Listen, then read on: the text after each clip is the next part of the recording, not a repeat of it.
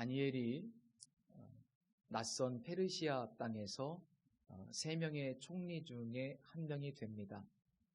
다리오 왕은 이 유능한 다니엘을 그 3명의 총리 중에서도 으뜸을 삼으려고 하는 생각을 가지고 있었습니다. 그런데 이를 시기하고 질투했던 사람들이 있죠.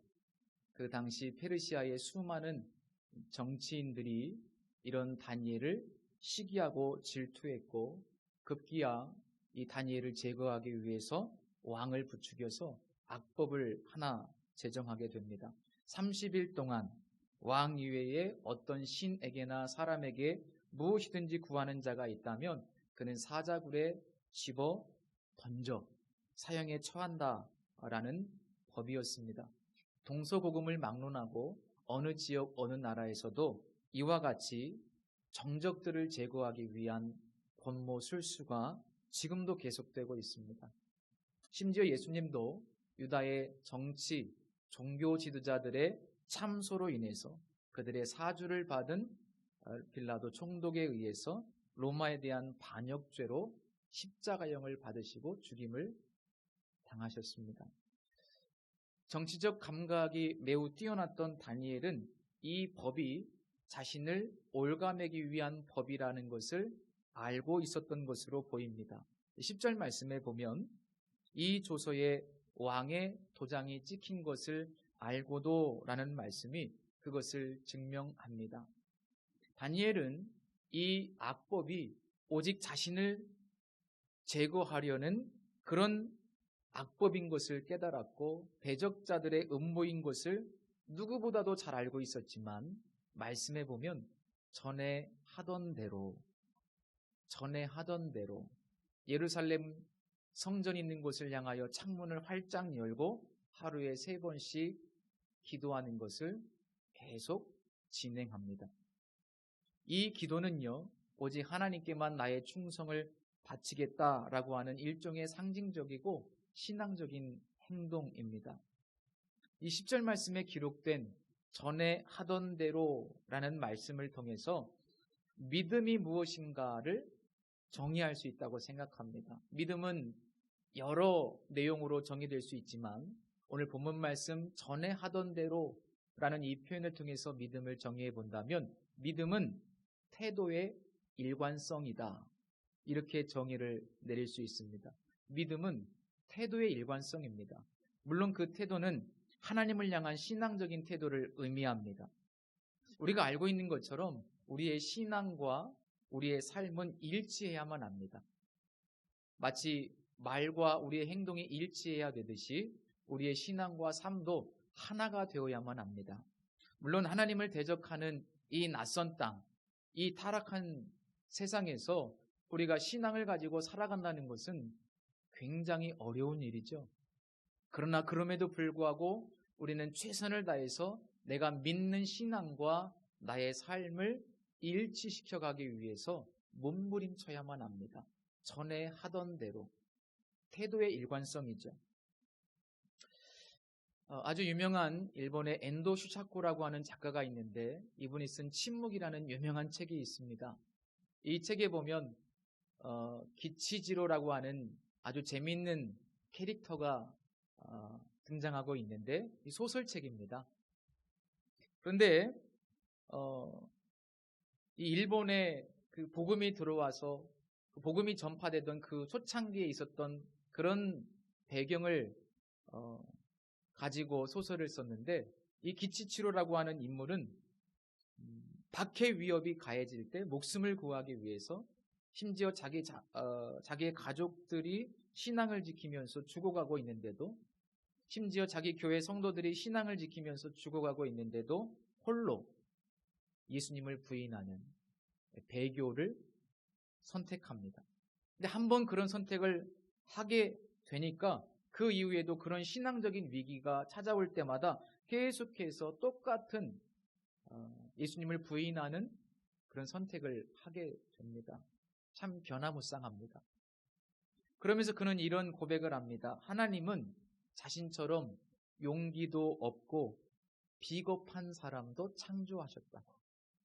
내가 이렇게 계속 예수님을 부인하는 삶을 살아가는 것은 하나님이 나를 이렇게 비겁한 존재로 용기도 없는 겁쟁이로 만드셨기 때문이라고 그런 말도 안 되는 궤변을 늘어놓기도 합니다. 여러분, 많은 사람들이 신앙생활을 한다고 하지만 세상 속에서 자기의 이익에 따라서 혹은 상황에 따라서 아주 변화무쌍하게 태도를 바꾸는 모습을 봅니다. 그래서 예수님을 믿는 사람인지 예수님을 믿지 않는 사람인지 잘 분간이 되지 않는 경우가 많습니다. 그런데 우리는 신앙인으로서 언제나 어떤 상황 속에서도 그 하나님을 향한 태도의 일관성을 유지해야만 합니다. 그것이 바로 믿음의 한 측면입니다. 그리고 다니엘의 모습이고, 또 오늘 본문 23절에서 그가 자기 하나님을 믿었다라고 말할 때 믿음이 바로 이런 태도의 일관성을 의미합니다. 그리 아니하실지라도, 그 태도의 일관성이죠. 내가 원하는 대로 하나님께서 응답해 주시지 않더라도 태도의 일관성을 말합니다. 신앙인으로서 우리의 삶은 사실 고난일 때가 더 많죠. 살아오시면서 그런 경우들을 많이 경험하셨을 겁니다. 때로는 예수 믿는다는 것 때문에, 내가 주일에는 예배를 드려야 되기 때문에 장사를 멈춰야 될 때도 있고, 또 손해를 볼 때도 있고, 또 그렇게 신앙생활하면서 누군가는 나를 향해서 참 유별나게 예수 믿는다고 손가락질 할 때도 있지 않습니까? 또 어느 지역, 어느 국가에서는 다니엘처럼 이렇게 신앙인으로 산다라고 하는 것 자체가 정말 목숨을 걸어야만 하는 그런 두려운 일이기도 합니다. 그러나 오늘 말씀을 통해서 우리가 분명히 도전받는 것은 언제나 어떤 상황 속에서도 신앙인으로서 하나님을 향한 일관된 태도를 유지하는 것, 그것이 바로 오늘 본문 말씀이 다니엘의 삶을 통해서 우리에게 주는 아주 중요한 메시지입니다. 우리의 신앙의 고백과 우리의 믿음과 삶이 어긋나지 않기를 주님의 이름으로 부탁을 드립니다. 이렇게 태도의 일관성을 유지했던 다니엘의 어떤 삶의 능력, 원동력이 뭐냐? 성경은 그것을 기도라고 밝히고 있습니다. 다니엘이 창문을 열어놓고 하루에 3번씩 기도하는데 그 열린 창문은 내 간구가 하늘로 올라가는 통로가 되기도 하지만 반대로 하늘의 뜻이 이 열린 창문을 통해서 다니엘에게 전달되는, 그래서 다니엘이 하나님의 뜻을 수용하는 통로이기도 하다고 말씀을 드린 적이 있습니다. 그래서 저는 다니엘의 기도를 이렇게 표현하고 싶어요. 다니엘의 기도는 응답을 구하는 기도만이 아니라 하나님의 뜻에 응답하는 기도였다. 우리는 주로 응답을 구하는 기도를 많이 드리잖아요. 간구의 기도를 많이 드립니다.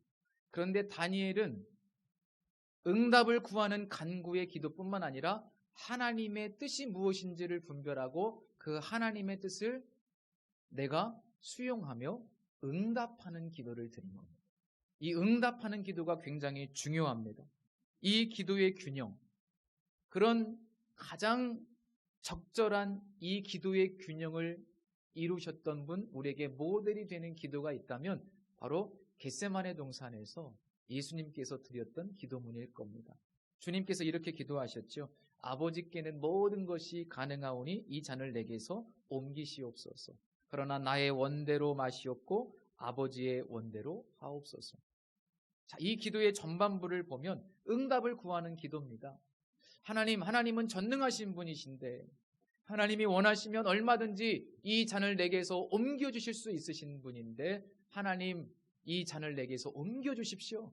정말 간절히 응답을 구하는 기도를 드려요. 그런데 기도의 후반부로 갈수록 기도가 어떻게 바뀝니까? 응답하는 기도로 바뀝니다. 응답하는 기도로 바뀌어요. 그러나 나의 원대로 마시옵고 아버지의 원대로 하옵소서. 아버지의 뜻에 응답하는 기도로 바뀝니다. 여러분, 우리의 기도가 어느 한 극단에 치우치지 않기를 축복합니다. 어떤 분들은 내내 응답을 구하는 기도만 드려요. 그래서 하나님의 뜻이 뭔지를 분별해내지를 못하고 삶이 하나님 앞에 아름답지 못한 경우가 있습니다. 기도는 많이 하는데 삶이 변하지 않아. 왜? 응답을 구하는 기도만 드렸기 때문이죠. 또 어떤 분들은 응답하는 기도만 드린다고 그래요. 구하지 않아도 하나님이 다 알아서 해주셔. 물론 하나님은 다 아시지만 응답을 구하는 기도를 통해서도 역사하십니다. 그래서 이 기도의 균형이 중요합니다. 특별히 한국교회는 이 기도의 균형이 굉장히 중요하다고 생각해요. 기도를 많이 하는 한국교회 전통은 좋아요. 그러나 응답을 구하는 기도만 드리고 있다면 이제는 하나님의 뜻에 응답하는 기도를 그만큼 드려야 되는 것이 아닌가. 이런 기도의 균형이 중요하지 않은가. 그럴 때만이 우리는 이 낯선 땅에서 이 하나님을 대적하는 세상에서 다니엘처럼 하나님에 대한 신실한 태도의 일관성을 가지고 살아갈 수 있다. 핵심은 응답하는 기도에 있다. 자, 다니엘이 창문을 열고 하루에 3번씩 기도할 때 마치 범죄 현장을 덮치듯이 다니엘의 대적자들이 그 현장을 급습합니다. 오늘 본문에 자세하게 기록되어 있지 않습니다만 아마 그들은 속으로 미소를 지으면서 다니엘을 현장에서 체포해서 왕 앞으로 끌고 갔을 겁니다. 그리고 왕 앞에서 다니엘을 참소하고 고발합니다. 마치 바리새인들과 종교 지도자들이 현장에서 가늠한 여인을 붙잡아 예수님께 데리고 와서 그 여인을 고발하듯이 그렇게 다니엘을 참소합니다. 이 대적자들이요, 말씀해 보면 얼마나 하나부터 10까지 치밀하게 계획을 세웠는지 몰라요. 정말 빠져나갈 그런 구멍이 하나도 없이 완전히 이 다니엘과 왕을 올가맵니다. 왕도 아무것도 할 수가 없어요. 왕인데도 아무것도 할 수 없어요. 다니엘도 아무것도 할 수 없어요. 얼마나 치밀하게 이 다니엘을 사지로 몰아넣는지 모릅니다. 우는 사자와 같이 마귀가 오늘도 이렇게 삼킬차를 찾는다고 말씀하고 있잖아요. 그것이 우리가 살아가는 영적 세계의 현실입니다. 그래서 우리가 참 기도를 해야 돼요. 자, 어쨌든 이 고발을 들은 다리오 왕은 그제서야 모든 일들이 다니엘의 대적자들이 꾸민 함정이었음을 깨닫게 되고 자신의 어리석음을 한탄합니다. 어떻게 해서든지 다니엘을 구원해 보려고 하루 종일 씨름하지만 도저히 다니엘을 구해낼 방법을 찾지 못합니다. 결국 다니엘의 대적자들이 또 와서 법대로 해야 된다고. 그것이 메대와 바사의 규칙이라고. 그렇게 왕에게 이야기할 때 왕은 어쩔 수 없이 그 악법에 의해서 자신이 신뢰하고 사랑했던 다니엘을 사자굴에 던져 넣을 수밖에 없게 됩니다. 그러면서 그는 다니엘에게 이렇게 한마디를 하죠. 네가 항상 섬기는 너의 하나님이 너를 구원해 주시기를 바란다. 어떻게 보면 참 무능한 왕의 모습이죠. 이 세상의 모습을 풍자하고 있다고 생각합니다. 자, 아무 죄도 없는 다니엘이 하루아침에 범죄자가 되어서 사자굴에 던져지는 이 사건은 오늘날 일관된 믿음의 태도를 가지고 살아가는 신앙인들이 세상에서 경험할 수 있는 억울한 상황을 정확하게 묘사하고 있습니다. 오늘날에도 종종 정말 신실한 신앙인들은 이 낯선 땅에서 이 하나님을 대적하는 세상에서 억울하게 죄인 취급을 당할 수도 있습니다. 아니, 사실은 너무나 그런 경우를 많이 당하게 되지요. 너무 억울하죠. 예수 믿는다고 당하는 고통들. 내가 예수 믿기 때문에 당하는 고난들. 얼마나 그런 일들이 많습니까? 그토록 열심히 하나님을 섬기고 어떤 분들은 직장에서도 사업장에서도 신앙인답게 정말 일관된 태도를 가지고 최선을 다하고 성실하고 정직하고 유능하게 살아가려고 몸부림을 치는데도 때로는 억울하게 죄인 취급을 당하고 범죄자 취급을 당할 때도 있습니다. 예를 들면 실제로 미국에서나 영국에서는 이 동성애자들에게 결혼식장을 빌려주지 않는 사업자를 고발하기도 하고요. 제과점 주인이 그 동성애자들 결혼식 케이크 팔지 않겠다고 하니까 고발을 당해서 범죄자가 되기도 하고, 이런 일들이 지금 유럽에서 진행되고 있고, 우리나라도 만약 이런 독소 조항들이 차별금지법에 들어가게 되면 그런 일들이 일어날 수도 있습니다. 정말 상상도 못할 충격적인 일들이 예수님을 믿는 신실한 자들에게 일어날 수 있어요.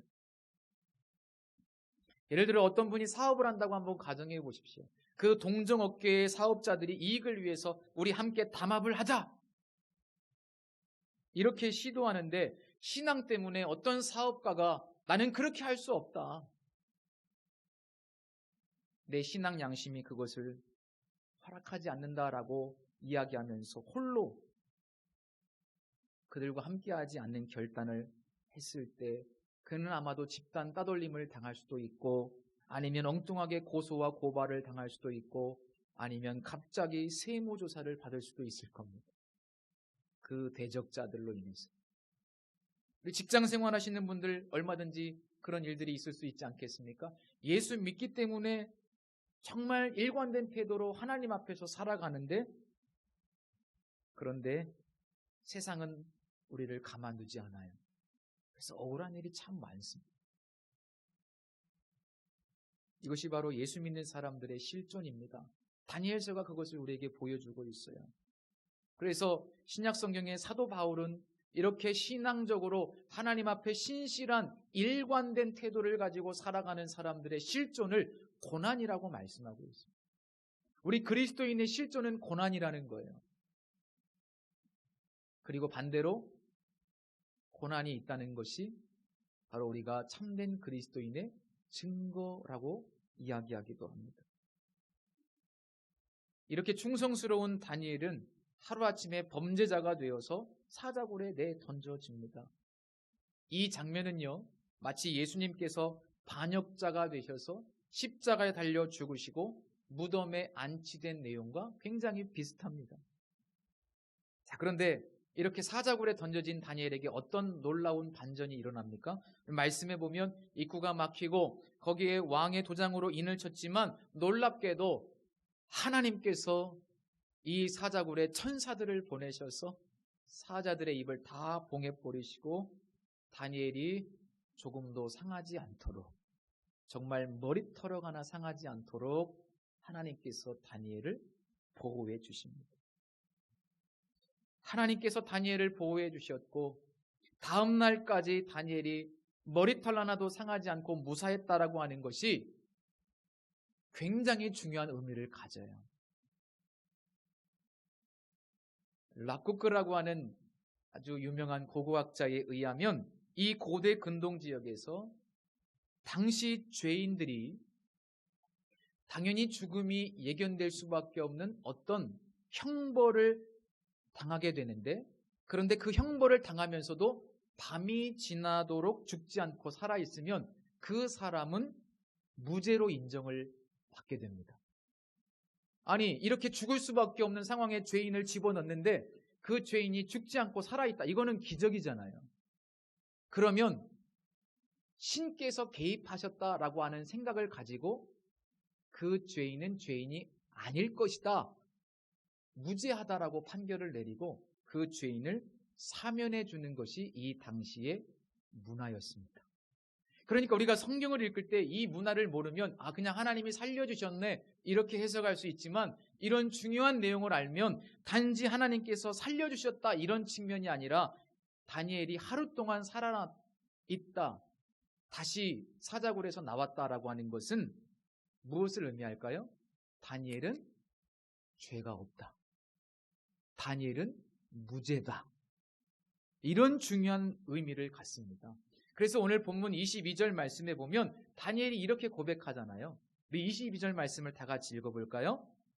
나의 하나님이 이미 그의 천사들을 보내어 사자들의 입을 봉하셨으므로 사자들이 나를 상해하지 못하였사오니, 여기 중요합니다. 이는 나의 무죄함이 그 앞에 명백함이오며 또 왕이여 나는 왕에게도 해를 끼치지 아니하였나이다 아니라.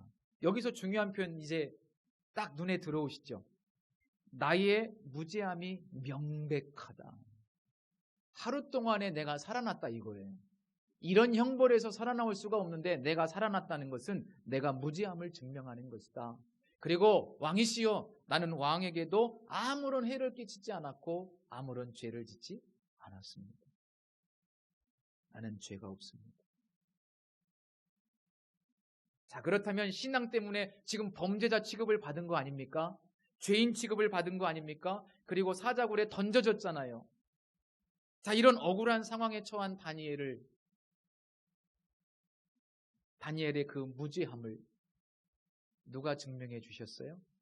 다리오 왕이 증명해 줬어요? 아니죠. 다니엘은 나의 하나님이 나의 무죄를 증명해 주셨다고 고백합니다. 이것이 참 중요합니다. 예수님께서 범죄자 취급을 받고 십자가형을 받으셨어요. 아주 비참하게 죽으셨습니다. 이것이 세상에서 받은 예수님의 형벌입니다. 이건 죄인이라는 거잖아요. 그리고 무덤에 갇히셨는데 결국 부활하셨습니다. 이 부활이 어떤 의미일까요? 부활은 여러 가지 의미가 있지만 오늘 다니엘의 모습과 연결지어 생각해 본다면 예수님의 부활의 의미 중에 하나는 예수님께서는 아무런 죄가 없다. 예수님은 죄인이 아니다. 그것을 증명하는 것이 예수님의 부활 사건입니다.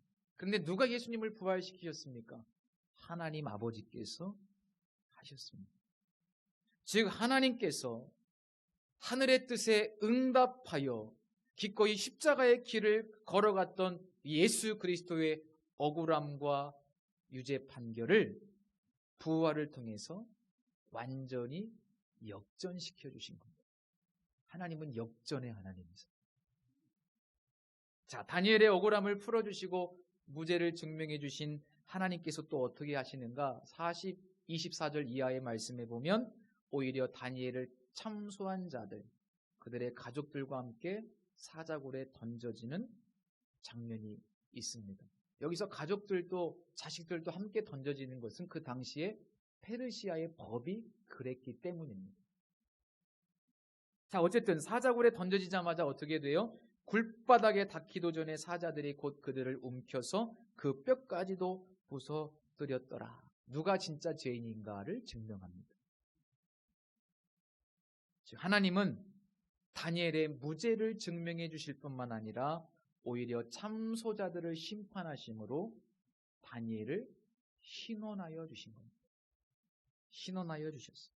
이 구약에 신원하여 주셨다, 이런 표현이 가끔 등장하는데 이 신원이라는 말의 의미가 뭔지 아십니까? 이 단어의 의미는 하나님의 법정에서 억울함을 풀어주셨다. 하나님의 법정에서 억울함을 풀어주셨다. 이것이 바로 신원이라는 단어의 의미고 오늘 본문에 이 본문을 통해서 우리에게 주시는 메시지입니다. 자, 그렇다면 이제 가장 중요한 결론을 이야기하겠습니다. 23절 말씀을 보시면 놀라운 반전이 무엇 때문에 일어난 것인가? 성경은 이렇게 기도하고 있습니다. 이는 그가 자기 하나님을 믿음이었더라. 믿음의 결과라고 말씀하고 있습니다. 그렇다면 여기서 말씀하고 있는 다니엘의 믿음은 어떤 믿음일까요? 반드시 하나님께서 나를 사자굴에서 구원해 주실 거야 라는 믿음일까요? 물론 그런 믿음도 있었겠죠. 그러나 그것만은 아닌 것 같습니다. 왜냐하면 우리가 잘 알고 있는 다니엘서 3장에 보면 이미 다니엘의 세 친구들이 풀무불에 던져질 때 이렇게 고백했거든요. 내가 섬기는 하나님이 우리를 구원해 주실 겁니다. 그러나 그렇게 하지 아니하실지라도 나는 왕을 섬기지는 않겠습니다. 그렇게 하지 아니하실지라도. 이 고백을 보면 그들은 하나님께서 살려주시든 살려주시지 않든 아무런 문제가 없었습니다. 살려주셔도 하나님을 섬길 것이고 살려주시지 않아도 하나님 섬길 것. 다니엘 역시 똑같은 믿음을 갖고 있었다고 봅니다. 사자굴에 던져지는데 내가 거기서 죽임을 당하든 아니면 하나님께서 나를 살려주시든지 나는 상관이 없어요. 그렇게 하지 아니하실지라. 그것이 다니엘의 믿음이었다고 볼 수 있어요. 그렇다면 오늘 본문 말씀에서 이 다니엘의 믿음은 과연 무엇일까? 자기의 하나님을 믿었다고 말씀하고 있는데 다니엘의 믿음은 무엇인가? 이 믿음이 오늘 이 타락한 세상에서 신앙인으로 살아가는 자들에게 꼭 필요한 믿음입니다. 이 다니엘의 믿음은 어떤 믿음이냐면 꼭 지금은 아니어도 언젠가는 하나님께서 나의 억울함을 풀어주시고 신원하여 주실 것이라는 믿음입니다. 꼭 지금 아니더라도 하나님은 반드시 나의 억울함을 풀어주시고 갚아주실 것이다. 그런 믿음이에요. 왜? 하나님의 나라는 영원하고 하나님께서는 온 우주의 통치자이시기 때문입니다. 제가 이렇게 해석하는 이유가 있어요. 다니엘의 이름의 의미 때문이에요. 그게 가장 결정적인 증거입니다. 다니엘의 이름의 의미가 뭔지 제가 다니엘서 강의 첫 시간에 말씀드렸는데 다 잊어버리셨을 것 같아서 다시 한번 말씀드리겠습니다. 다니엘이라는 이름의 의미는 하나님은 나의 재판관이라는 뜻입니다. 하나님은 나의 심판자라는 뜻입니다. 그러니까 다니엘은 영원하신 하나님께서 이 온 우주 만물의 최종 재판관이라는 사실을 믿었던 거예요. 최후의 심판자임을 믿었던 거예요. 그래서 다니엘은 이렇게 내가 지금 억울함을 당하고 범죄자 취급을 당하고 내가 섬기는 하나님 때문에 이런 위기를 경험하고 있지만 그러나 의로우신 재판관이신 나의 하나님께서 나의 인생을 올바로 심판하실 것이고 비록 이 땅에서 나의 억울함이 증명되진 않을지라도 만약 내가 여기서 죽는다고 할지라도 하나님은 언젠가 반드시 나의 억울함을 풀어주시고 신원하여 주실 것이다. 하나님은 나의 영원한 재판관이시다. 그런 믿음을 다니엘이 갖고 있었던 겁니다. 여러분, 하나님에 대한 일관된 태도로 인해서 내 신앙, 양심에 따라서 삶을 선택했을 때 세상에서 조금 억울한 일 당하고 누명을 쓰기도 하고 경제적으로 손해를 볼 수도 있고 앞으로 살아가다 보면 범죄자 취급을 당할 수 있는 세상이 다가올 수도 있습니다. 그러나 끝난 것이 아닙니다. 우리가 비록 이 땅에서 억울함 당하고 손해를 보고 때로는 범죄자 취급을 당하는 날이 올지라도 끝난 것이 아니에요. 왜냐하면 최종 재판관은 온 우주의 통치자이신 만왕의 왕이신 하나님이시기 때문에 그렇습니다. 하나님께서 하룻밤만에 다니엘을 신원하여 주신 것처럼 잠시 후에 예수님께서 이 땅에 재림하실 때 우리의 모든 아픔과 눈물과 억울함을 풀어주시고 신원해 주실 것을 믿으시기를 바랍니다. 요한계시록 6장 9절 이하의 말씀에 보니까 이렇게 기록되어 있습니다. 다섯째 인을 떼실 때에 내가 보니 하나님의 말씀과 그들이 가진 증거로 말미암아 죽임을 당한 영혼들이 제단 아래에 있어 큰 소리로 불러 이르되 거룩하고 참되신 대주제여 땅에 거하는 자들을 심판하여 우리의 피를 갚아주지 아니하시기를 어느 때까지 하시려 하나이까. 억울하게 이 땅에서 믿음 때문에 죽임당한 영혼들, 순교한 영혼들, 그들이 지금 하나님께 기도하고 있습니다. 각각 그들에게 흰 두루마기를 주시며 이르시되 아직 잠시 동안 쉬되 그들의 동무 종들과 형제들도 자기처럼 죽임을 당하여 그 수가 차기까지 하라 하시더라. 하나님께서 말씀하십니다. 아직 잠시 동안 쉬되 잠시 동안만 기다려라. 이제 곧 너희들의 억울함을 풀어줄 것이고 다 갚아줄 것이다. 하나님께서 말씀하십니다. 성도 여러분, 곧 주님께서 오십니다. 곧 주님께서 오십니다. 그때까지 하나님을 향한 일관된 믿음을 가지고 다니엘처럼 충성스럽게 전에 하던 대로 믿음 생활하시기를 축복합니다. 변하지 마십시오. 끝까지 믿음을 유지하십시오. 다니엘이 사자굴에서 나왔듯이 예수님께서 무덤에서 부활하셨듯이 하나님께서 우리의 신실함을 증명해 주시고 우리의 억울함을 풀어주시고 신원해 주실 그 역전의 날이 곧 올 줄로 믿습니다. 우리 다 같이 요한계시록 22장 20절 말씀을 읽고 설교를 마치겠습니다. 같이 읽겠습니다. 이것들을 증언하시니가 이르시되 내가 진실로 속히 오리라 하시거늘 아멘. 주 예수여 보시옵소서. 기도하겠습니다. 하나님, 우리는 정말 힘든 시대를 살아가고 있습니다. 때로는 신앙 때문에 부끄러움을 당할 때도 있고 모욕을 당할 때도 있으며 손해를 볼 때도 있고 때로는 범죄자 취급을 받을 때도 있습니다. 그러나 이 세상에서 아니면 주님 다시 오실 때 모든 것이 밝히 드러나게 될 것이고 우리의 억울함을 풀어주시고 우리의 눈물을 닦아주시며 우리 하나님께서 최종 재판을 이루어 주실 것을 믿습니다. 그때까지 변하지 않게 하시고 전에 하던 대로 믿음의 일관된 태도를 유지할 수 있도록 힘을 주옵소서. 예수님의 이름으로 기도드립니다. 아멘. 우리 함께 찬송가 336장 찬양 드리겠습니다.